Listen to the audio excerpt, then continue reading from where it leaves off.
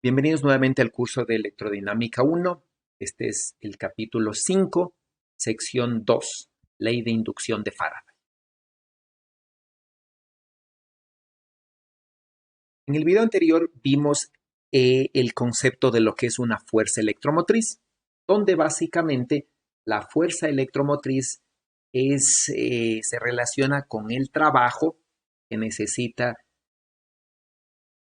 realizar algún agente para incrementar la energía de las cargas y, por ejemplo, que las cargas pueden realizar cierta cantidad de trabajo, como por ejemplo en una fuente, ¿no?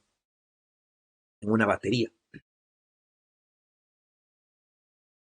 Si nosotros analizamos de manera integral la ecuación que relaciona el rotacional del campo eléctrico con la variación en el tiempo del campo magnético, podemos llegar a establecer una ecuación semejante a esta, la cual fue obtenida de manera empírica, de manera experimental. Si nosotros nos fijamos en esta cantidad tiene un concepto semejante a este, ¿no?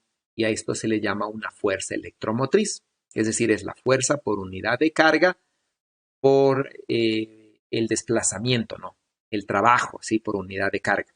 Entonces, lo que se ve aquí es que aparece una fuerza electromotriz cuando hay una variación en el tiempo del flujo magnético, ¿sí? Entonces, ¿qué es lo que tenemos, no es cierto? Nosotros vamos a tener que en una superficie no cerrada, por ejemplo, en esta superficie de aquí limitada por el contorno en color rojo, vamos a ver que en esta superficie aparece un flujo magnético. Si el flujo magnético está variando por cualquier motivo, ya sea que el campo magnético dependa del tiempo o la superficie varía en el tiempo, porque se deforma o porque se mueve, aquí va a aparecer, ¿no es cierto?, un campo eléctrico, ¿sí? Es decir, una fuerza electromotriz. En este caso, ¿no?, que se va a expresar como un campo eléctrico inducido. Entonces, a esta relación se la conoce como la ley de Faraday, porque fue quien la descubrió de manera experimental. Por ejemplo, supongamos que nosotros tenemos un campo magnético que no varía en el tiempo y tenemos un conductor que se mueve con una velocidad en presencia de este campo. Ahora, si nos fijamos en una sección del conductor, vamos a ver, ¿no es cierto?, que las cargas libres en el conductor se mueven debido a que el conductor se mueve hacia acá con una velocidad v.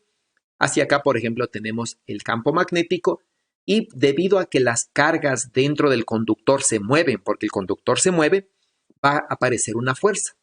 Entonces, esta fuerza de aquí va a forzar a las cargas que se encuentran acá a irse hacia arriba. Y como no puede haber acumulación de cargas, vamos a ver que las cargas comienzan a circular y se genera aquí, por ejemplo, una corriente, ¿no? Que dependiendo de cómo sea la variación del flujo magnético, ¿sí? Va a ser o en dirección antihoraria o en dirección horaria. En este caso, ¿no? Como el flujo magnético está disminuyendo, ¿sí? Porque el circuito se mueve hacia la derecha, entonces si el flujo magnético disminuye, su variación será negativa. Y con este menos de aquí, el flujo, ¿no es cierto? Todo este término va a ser positivo. Eso quiere decir que la circulación tiene que también ser positiva.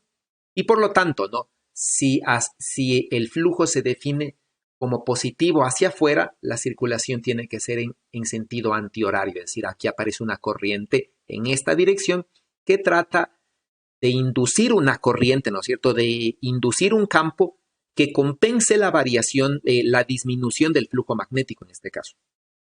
Ahora, en este caso, entonces, a través de la fuerza de Lorentz, yo puedo explicar el origen de esta fuerza electromotriz.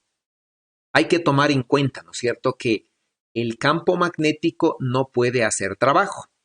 Eso quiere decir que la fuerza que aparece aquí, si bien es generada por el movimiento relativo de las cargas en presencia del campo, no es el campo quien está entregando esta energía, sino que el campo magnético está induciendo una fuerza, ¿sí? Y esa fuerza es la que genera el movimiento de cargas a través de una transformación de la energía almacenada en el campo magnético, ¿sí? A energía cinética de las cargas o energía eléctrica en este caso, ¿no?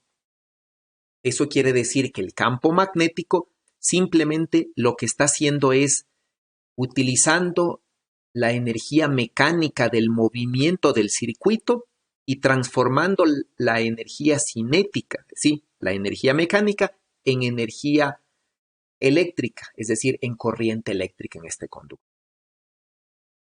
Ahora, vamos a tener un fenómeno similar si, por ejemplo, el conductor no se mueve. Supongamos que este conductor no se mueve y supongamos que tenemos un campo magnético, pero en este caso el campo magnético varía en el tiempo. ¿Sí? Entonces, si el conductor no se mueve, el área no varía en el tiempo, sino que el que depende del tiempo directamente es del campo. Independientemente de quién varía, aquí vamos a tener un flujo magnético que está variando en el tiempo. Entonces, si tenemos una variación de flujo magnético, por la ley de Faraday vamos a tener que aparece un campo eléctrico circulando aquí. Y por ejemplo, ¿no? Por este signo menos, este campo siempre va a estar en dirección contraria a la variación de flujo. Eso quiere decir, ¿cierto?, que si la corriente está en dirección horaria y el flujo está hacia afuera, básicamente nosotros tenemos que el flujo del campo magnético, por ejemplo, en este caso, para que se cumpla esta cantidad, debe estar incrementándose, ¿no? Es decir, este campo magnético con el tiempo está variando, está incrementando, genera mayor flujo, sí, genera mayor flujo magnético, y la variación de flujo magnético trata de inducir un campo y por lo tanto una corriente que compense esta variación. ¿Sí? Ahora, hay que tomar, ¿no es cierto?, en cuenta entonces que la variación de flujo magnético puede estar dado o por la variación del campo magnético en el tiempo o por el movimiento o la deformación del contorno, es decir, por la variación de la superficie.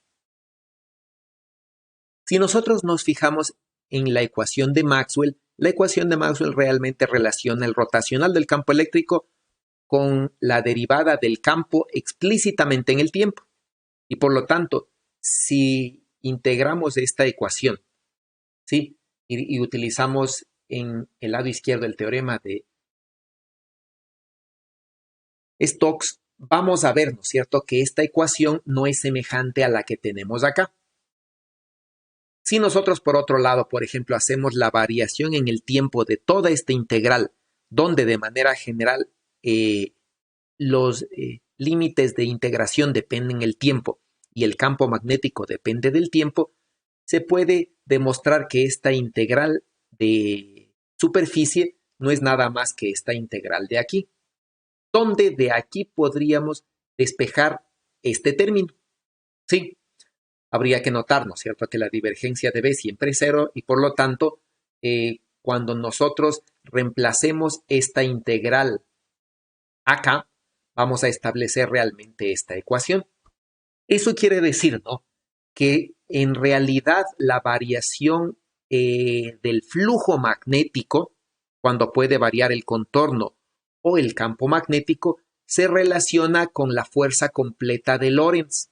Es decir, ¿no es cierto?, por un lado podríamos entender que aquí se forma que el campo magnético a través del movimiento del contorno, fíjense que este V sub C es solamente la velocidad con la que se mueve este contorno, ¿sí?, genera una fuerza, por ejemplo, que es la que genera esta fuerza electromotriz, o podemos pensar por otro lado, ¿no?, que directamente esta variación en el tiempo del flujo magnético induce directamente un campo eléctrico.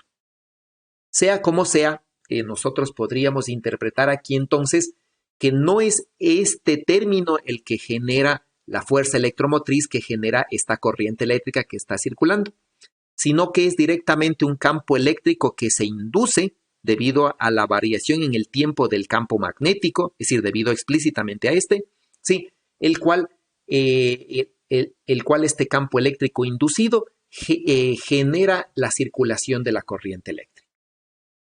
Ahora, en esta fuerza de Lorentz que vemos aquí, solo estamos considerando la velocidad del circuito.